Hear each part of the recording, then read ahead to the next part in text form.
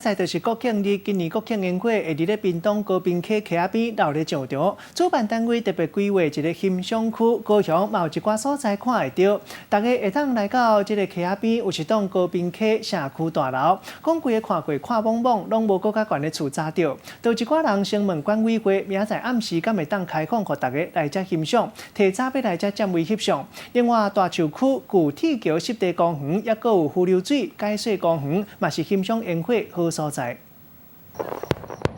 天顶的烟火实在真水，今年的国庆烟火要伫高屏溪溪仔边放，毋那屏东这边的观赏区，对外高雄某景点会当看烟火。10月10号的国庆焰火呢，即将在高屏溪畔来释放。而其实呢，从高雄这一栋大楼呢，因为拥有极佳的制高点，也因此呢，从这边呢可以完整的看到焰火全貌。远远看过会当看到烟火美景。高雄的这个社区，因为就伫咧高屏溪边啊，加上大楼无物件较早着，所以视线真好。已经有真侪人去甲管委会问啊，讲想要伫咧放烟火之前提早去占位。那这个社区包括大树、古铁桥、甲河流水解说公园，拢是看烟火真好的景点。第一次放烟火那么久啊，我们这边的人都很高兴啊。烟火的时间上听说是释放42分钟，对，最长的一次。